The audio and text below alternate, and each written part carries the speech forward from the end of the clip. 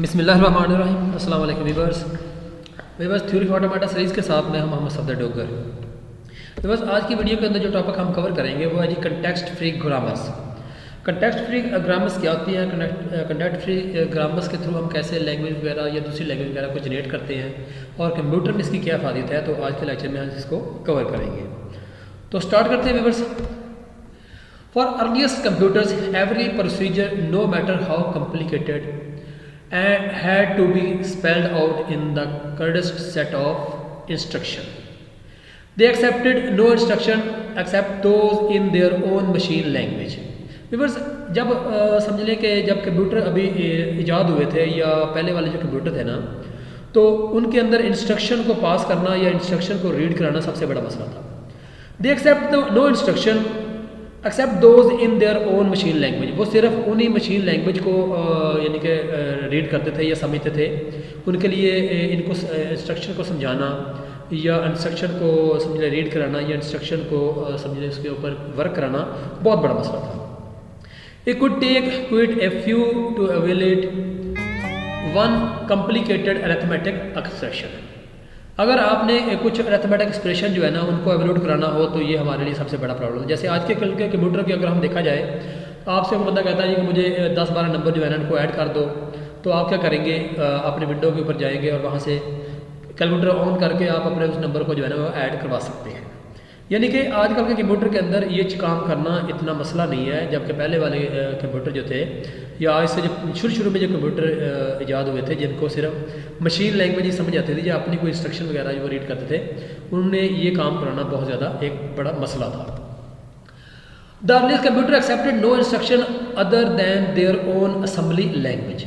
उनकी अपनी ही assembly language होती थी जिनको सिर्फ वो रीड करते थे, इसके अलावा कोई इंस्ट्रक्शन वो रीड नहीं करते थे। Every procedure, no matter how complicated, and to be encoded in the set of instruction, load, store and add the content of two register and so on. The major problem was to display mathematical formula. यानी कि अगर उसमें load कराना, store करना या दो number को add कराना तो इतना मसला नहीं होता था। लेकिन अगर हमने कोई मैथमेटिकली फार्मूला वगैरह, जैसे हमारे पास ये एक एक्सप्रेशन है S is equal to 8 - 0 whole square plus 7 - 10 whole square plus 11 - 10 whole square over 2 under root यानी कि आई। तो इस तरह की अगर इंस्ट्रक्शन को हमने सॉल्व करना हो तो हमारे लिए बहुत ज़्यादा मसला हो जाता था। तो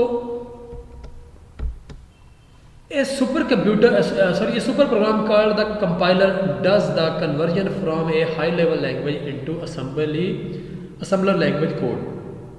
जो उस वक्त के कंप्यूटर थे वो क्या करते थे, सिर्फ या आजकल के जो कंप्यूटर हैं वो क्या करते थे कि आपकी हाई लेवल लैंग्वेज जो है ना उसको कन्वर्ट कर देते थे असेंबली लैंग्वेज कोड के अंदर। यानी कि उनका काम ये कि इस तरह के जो पीछे हमने इंस्ट्रक्शन समझे फार्मूलाज वगैरह देखे हैं या एक्सप्रेशन देखी है, उनको सॉल्व करना एक समझिए कि बहुत ड्राउना काम होता था, क्योंकि उस वक्त के कंप्यूटर देना उनका काम सिर्फ ये होता था कि हाई लेवल लैंग्वेज को असेंबली कोड लैंग्वेज में कन्वर्ट करते थे। It can not just look at the expression and understand it.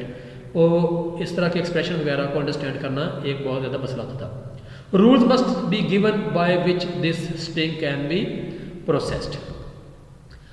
Also, we want our machine to be able to reject string of symbol that make no sense as arithmetic expression. अगर हम बस जैसे हमारे पास एक operation है जैसे parenthesis start 5 parenthesis close और plus, अगर देखा जाए तो इस एक्सप्रेशन के थ्रू अगर हम कोई यानी कि लैंग्वेज एक्सेप्ट करना चाहते हैं तो हम कभी भी फाइनल स्टेट के ऊपर नहीं पहुंच सकते थे। ये बात देखें क्यों नहीं पहुंच सकते थे। अगर इसको सेंस में देखा जाए तो ये हमारी जो एक्सप्रेशन है ना ये कंप्लीट नहीं है, अनकम्प्लीट है। This input string should not take us to final state in the machine. तो ये अगर हम इसको यानी कि मशीन के थ्रू में गुजारेंगे तो ये कभी भी हमें फाइनल स्टेट पे ले जाके नहीं सकती। However, we cannot know that this is a bad input string until we have reached the last letter. If the plus were changed to parenthesis, the formula would be valid. अगर देखा जाए viewers तो हम अगर plus को यहाँ पे parenthesis से रिप्लेस कर दें तो ये हमारा जो है ना एक्सप्रेशन जो है ना वो कंप्लीट हो जाएगी और ये हमारी इनपुट जो है ना वो करेक्ट इनपुट हो जाएगी। In FA, that translated expression into instruction as is scanned left to right would already be Turing out code before it realized that the whole expression is nonsense. जैसे हमारे पास कुछ rules हैं, rules for valid arithmetic expression. Rule 1 क्या है? Any number is in A set of arithmetic expression, यानी कि किसी भी any number is the set of, यानी कोई भी नंबर हमारे पास आता है 1 है 2 है 3 है 4 है, वो हमारे पास क्या आ जाएगी? अरिथमेटिक एक्सप्रेशन आ जाएगी।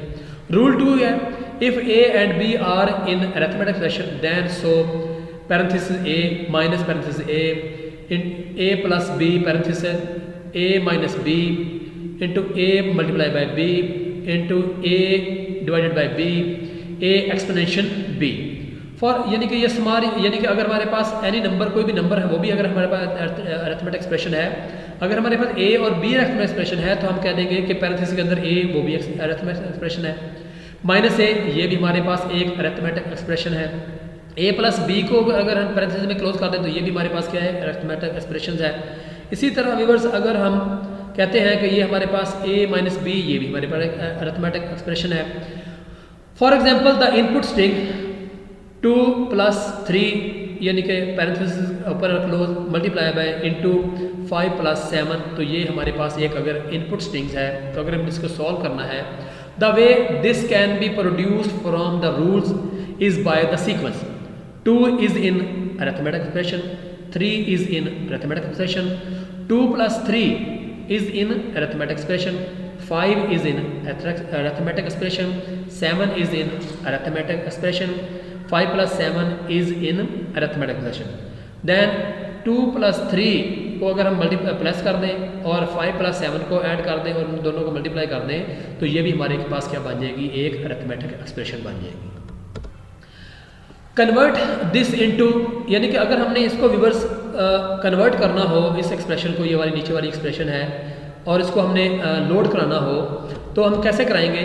Convert this into load 2 in register 1, यानी कि नंबर 2 को एक रजिस्टर 1 में लोड करा देंगे। लोड 3 इन रजिस्टर 2, एक दूसरे रजिस्टर में हम क्या करेंगे? 3 को लोड करा देंगे। ऐड कर देंगे, add the content of register 2 into register 1, यानी कि इस 2 को 1 में ऐड करके और इसका जो रिजल्ट है उसको किस में ऐड कर देंगे? रजिस्टर 1 के अंदर हम ऐड कर देंगे। Load 5 in register 3, load 7 in register 4, add the content of register 3, यानी कि इन दोनों का कंटेंट को हम ऐड करेंगे और उसको रजिस्टर 3 के अंदर क्या कर देंगे? लोड करके इनटू, यानी कि रजिस्टर 3 को ऐड करेंगे रजिस्टर 4 वाले कंटेंट में और उसका जो रिजल्ट आएगा उसको रजिस्टर 4 के अंदर हम क्या कर देंगे? लोड कर देंगे।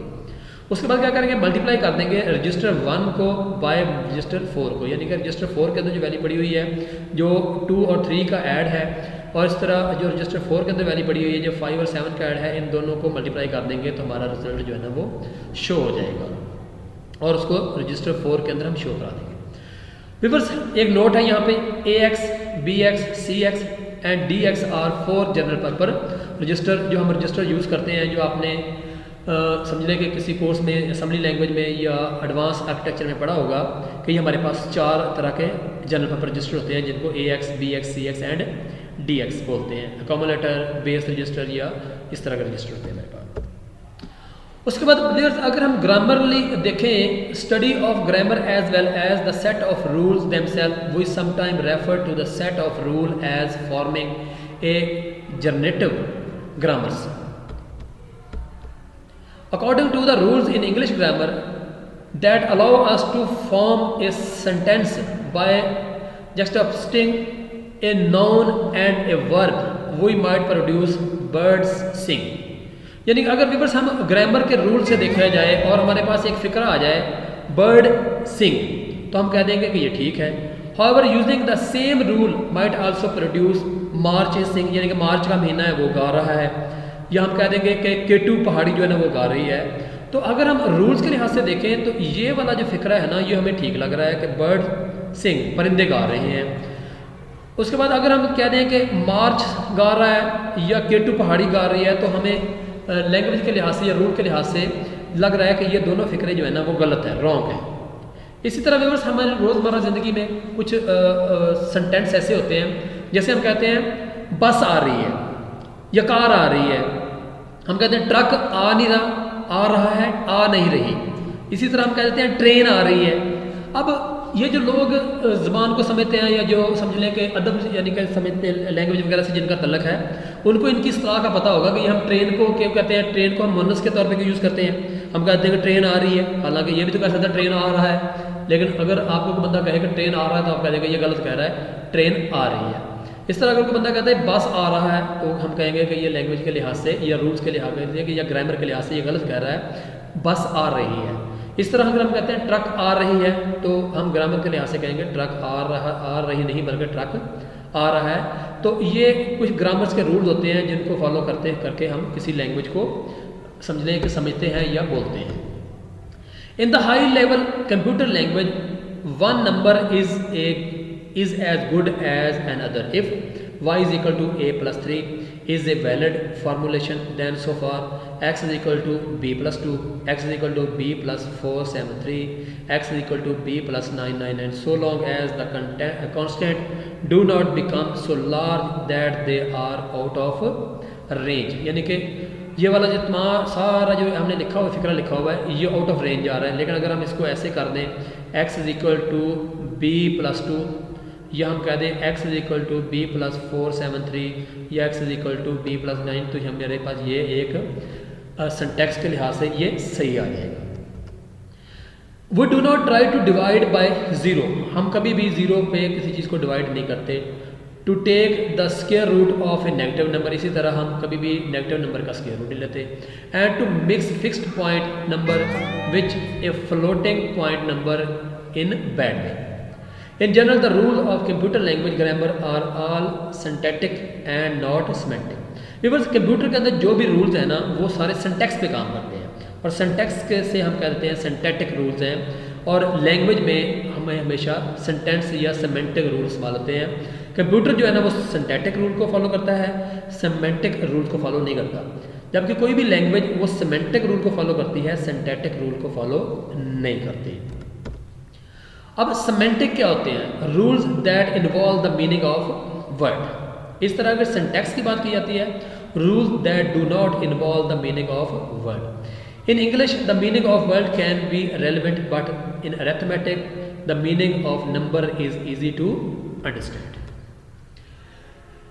उसके बाद in reality a law of grammar is a suggestion for possible substitution start out with the initial symbol syntax. Then the rules for producing sentences listed in the generative grammar are applied. In most cases, one have some choice in selecting which rules she wanted to apply. अब viewers जब हम context free grammar की बात करते हैं तो उसके अंदर कुछ रूल्स वगैरह हमें फॉलो करने पड़ते हैं। उसके अंदर व्यूअर्स दो तीन चीज़ें होती हैं, जैसे हम कहते हैं terminals, the word that can not be replaced anything, यानी कि जिस वर्ड को हम किसी के साथ रिप्लेस नहीं कर सकते उनको हम क्या कह देंगे? टर्मिनल, जैसे हमारे कांस्टेंट होते हैं। इस तरह non terminal word that must be replaced by other thing we call non terminal, यानी नॉन टर्मिनल वो होंगे जिनको हम किसी ना किसी वर्ड के साथ रिप्लेस कर लेंगे, जैसे को हम वेरिएबल्स की मिसाल लेते हैं।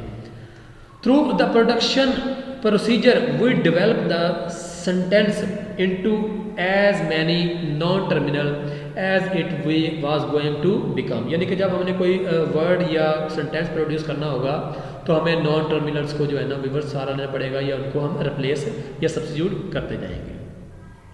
For defining arithmetic expression we follow the same model. We can write the whole system of rules of formation as the list of possible substitution, यानी कि हमने कह दिया स्टार्ट एक अरिथमेटिक एक्सप्रेशन है, अरिथमेटिक एक्सप्रेशन को हमने कह दिया arithmetic expression plus arithmetic expression, इसी तरह arithmetic expression minus arithmetic expression, इसी तरह arithmetic expression goes to arithmetic expression को मल्टीप्लाई कर देंगे हम अरिथमेटिक से मल्टीप्लाई कर देंगे, arithmetic expression goes to arithmetic expression को डिवाइड कर देंगे अरिथमेटिक एक्सप्रेशन के साथ। इसी तरह अरिथमेटिक एक्सप्रेशन का एक्सपोनेंशियल ले देंगे अरिथमेटिक ऑपरेशन को अरिथमेटिक ऑपरेशन से, या अरिथमेटिक ऑपरेशन को एनी नंबर से हम सब्स्टिट्यूट कर देंगे। The word start is used to become the process as the word sentence was used in example of English. A side From start, the only other non-terminal is arithmetic expression. The terminal are the phrase any number and the symbol plus and minus and multiply and divide as explanation है या parenthesis है. We are satisfied by knowing what is meant by word any number. Or else we could define this phrase by a set of rules, thus converting it from a terminal into non-terminal. अब rule 1 क्या है viewers? Any number को हम replace कर देंगे first digit से, और first digit को हम कर देंगे फर्स्ट डिजिट और अदर डिजिट से. और रूल नंबर 3 क्या है? फर्स्ट डिजिट क्या होगा? वो 1 से लेके 9 तक कोई भी हो सकते हैं. ये रूल नंबर 3 है. इसमें 0 से हम स्टार्ट नहीं करेंगे. फर्स्ट नंबर को हम कभी भी 0 से स्टार्ट नहीं करेंगे, और अदर डिजिट को हम 0 से स्टार्ट कर देंगे, या 1 2 3 4 9 कोई भी हो सकता है. यानी कि रूल नंबर 1 में क्या है व्यूअर्स? हम किसी भी एनी नंबर को फर्स्ट डिजिट से रिप्लेस कर सकते हैं, और फर्स्ट डिजिट को फर्स्ट डिजिट या अदर डिजिट से कर सकते हैं. और इस तरह रूल नंबर 3 क्या है? फर्स्ट डिजिट को हम 1 से लेके 9 तक, और अदर डिजिट को हम 0 से स्टार्ट कर सकते हैं. For example 0 1 is not acceptable but 1 0 is acceptable. यानी कि अगर किसी जगह पे 1 0 आ जाए तो ये एक्सेप्टेबल नहीं है, लेकिन अगर 1 यानी कि 0 से स्टार्ट हो गया, इस तरह 1 0 एक्सेप्टेबल होता है. जैसे viewers rule 3 and 4 offer choice of terminal. Space between them have been place to indicate choice 1. यानी कि स्पेस से मतलब है आप या वो वाला चॉइस कर सकते हैं या वो वाला चॉइस कर सकते हैं. We can produce the number 2046 as follows. Any number first digit rule 1 आ जाएगा. फर्स्ट डिजिट को हम कर देंगे अदर डिजिट, ये रूल 2 आ गया. फर्स्ट डिजिट अदर डिजिट और अदर डिजिट, यानी कि फर्स्ट डिजिट को दोबारा फिर हमने फर्स्ट डिजिट में कन्वर्ट कर दिया. ये हमारे पास क्या आ जाएगा? रूल 2. ये देखें ये वाले रूल्स आ रहे हैं, ये वाले. एनी नंबर को फर्स्ट डिजिट से, और फर्स्ट डिजिट को फर्स्ट डिजिट और अदर डिजिट से. तो ये देखें व्यूअर्स, यानी कि फर्स्ट एनी नंबर को फर्स्ट डिजिट से, फर्स्ट डिजिट और अदर डिजिट से, यानी कि ये रूल 2 आ जाएगा. फिर फर्स्ट डिजिट को दोबारा फिर हम रिप्लेस कर देंगे फर्स्ट डिजिट और अदर डिजिट से, और अदर डिजिट वैसे ही उसके साथ आ जाएगा, ये रूल 2 आ जाएगा. इस तरह फर्स्ट डिजिट और फिर दोबारा फर्स्ट डिजिट को हम फर्स्ट डिजिट और अदर डिजिट से कर देंगे, और ये अदर डिजिट और अदर डिजिट वैसे ही आ जाएगा. और इस तरह हम क्या कर देंगे 2046 जो है ना रूल नंबर 3 and 4 के साथ उसको या ना जनरेट कर लेंगे. यानी कि हमारे पास क्या आ जाएगा? एंड नंबर हमारे पास क्या आ जाएगा? First digit. ठीक है, फर्स्ट डिजिट के साथ हमने क्या कर दिया? First digit plus other digit. उसके बाद यानी कि हमारे पास 2 आ जाएगा, उसके बाद 0 आ जाएगा, फिर हमारे पास 4 आ जाएगा, और उसके बाद हम 6 के लेके, और उसके बाद हम इसको हमारा नंबर जो है ना वो जनरेट हो जाएगा. The sequence of application of the rules that produce the finish string of terminal from starting symbol is called the derivation. The grammatically rules are often called projection. They all indicate possible substitution. The derivation may or may not be unique. For example, by applying production to the start symbol in 2 different ways, we may still produce the same finished product. अब बस अगर हम CFG की context free grammar की definition करें, CFG is a collection of follows: an alphabet sigma of letter called terminal from which the string are formed that will be word of a language.